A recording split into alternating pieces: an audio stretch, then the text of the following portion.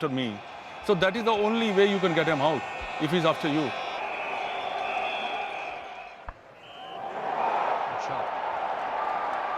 Then the catch that would change the course of the game. Away to within 15 yards of the boundary. And the Indian skipper has done a tremendous job to get back there. Marvellous running catch. I don't remember much. I just went, it's the reflexes take over. And I saw the ball in the air for a while, and I start running sideways.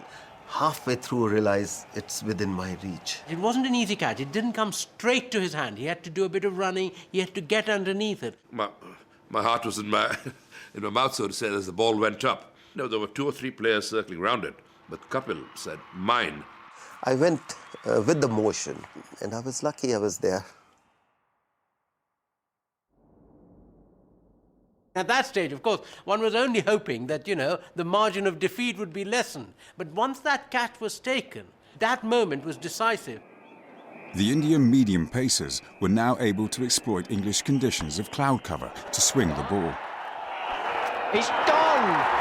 Lloyd is caught, and West Indies in total disarray now. It had an impact. We were lackadaisical, we became complacent. Reaches Nix, he's caught, he's out. We took things for granted. Wickets started to fall, and we just thought to ourselves, well, somebody will get those runs anyway. And he's pulled it on. And it depressed the West Indies to a fantastic degree. Suddenly their target of 183, which looked so easy, now looked very remote. And that's out. Yes, it's all over this time. Lost his nerve in the end, and Michael Holding tried to swing that straight ball to leg. It's another wicket for Amarnath. Now delighted he looks.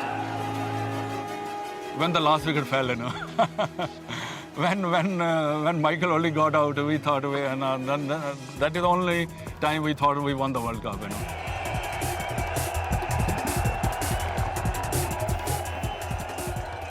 I don't remember what exactly happening. I want to hold on to the cup, and they were giving me, and I want to push it back.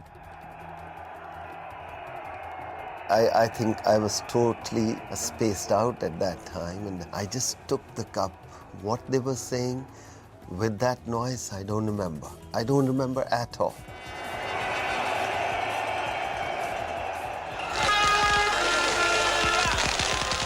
Back in India, victory finally did sink in. At that moment, when we landed in Bombay,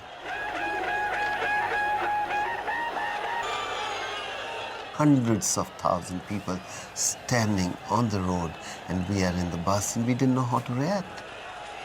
Victory at Lord's not only signalled India's emergence as a cricketing power, it showed, as Prime Minister Indira Gandhi told the nation, we can do it.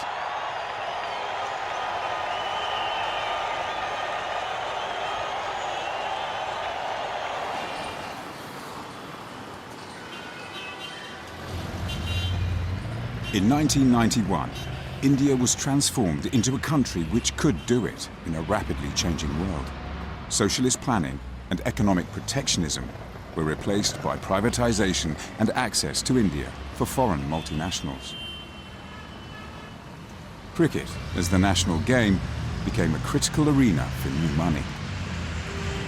You had all this corporate money suddenly. These were multinational companies which were not allowed to come into India before that. And now you had the Cokes and the Pepsis and the Adidas. They were coming with phenomenal advertising budgets. And cricket to them was the obvious arena where to spend. It was seen as something which was pan-Indian. It cut across all strata. It was as popular in the north as in the south, as in the east and the west. And with all this money coming in, cricket was transformed quite dramatically in that period of about 3 or 4 years. The ambitions of India itself grew as a player on the cricket stage.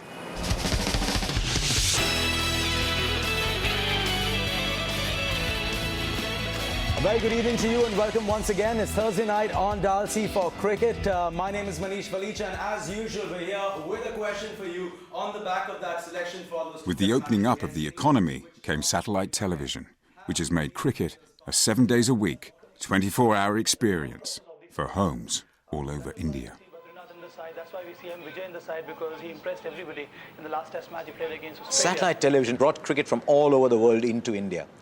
And when satellite television went into what we call the second and the third grade towns in India, little kids there who didn't have access to world sport suddenly started watching cricket from Australia, from England, later on from South Africa as well. And that has led to the big small town boom in Indian cricket. Because all of a sudden, high quality commentators, high quality pictures, they're learning cricket from television, and they didn't have to be in the big cities anymore.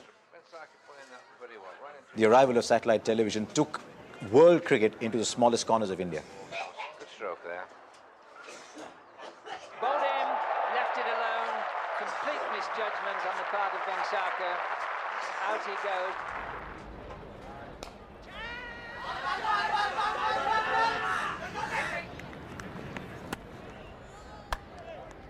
With the game ever more popular across India, parks were filled to bursting with aspiring cricketers.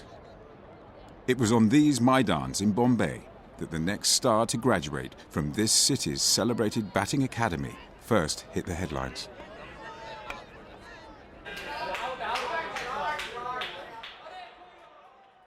Sachin Tendulkar was only 15 and playing on the Azad Maidan when he took part in a remarkable partnership with his friend Vinod Kambli. We were having a lot of fun. We were kind of singing in between the overs and cracking jokes and all those kind of things and hitting boundaries. And it was fabulous. We got those some 664 runs in just over a day. And it's a huge ground. Every over we are hitting a couple of boundaries, and the guys were not really enjoying the opposition. There were a couple of guys apparently cried also, which we got to know later.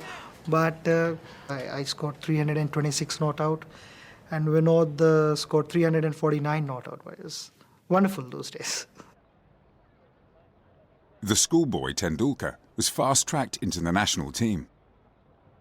By the time he was 15, he had played for Bombay. He was playing against some of the best bowlers in India. And by the time he was 16, he was facing up to bowlers of the caliber of Imran Khan and Wasim Akram and Waqar Yunus. And these were very staggering achievements. That was over-pitched and beautifully... His first Test series in England was in 1990.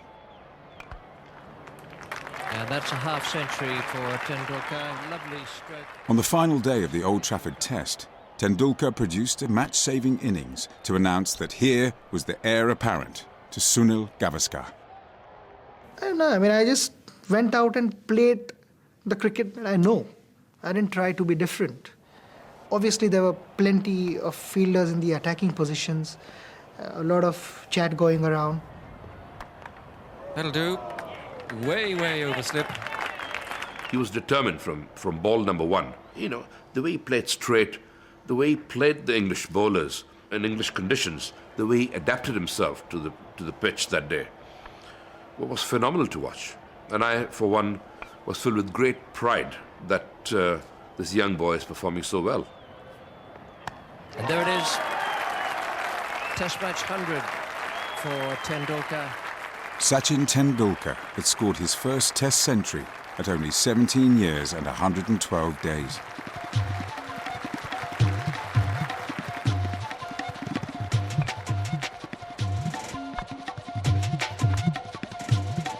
In the years that followed, Tendulkar matured into arguably the best Test batsman in the world by playing against the best.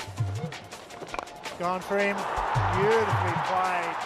Sachin's been able to fuse the orthodox and the unorthodox, the attacking and the defensive,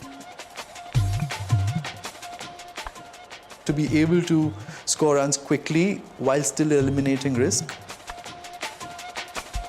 But Sachin's always had the pressure of playing Test cricket at the same time, playing in an increasing number of venues all around the world, playing more cricket every year. Just the ability to manage all of that, I think Sachin has been the package.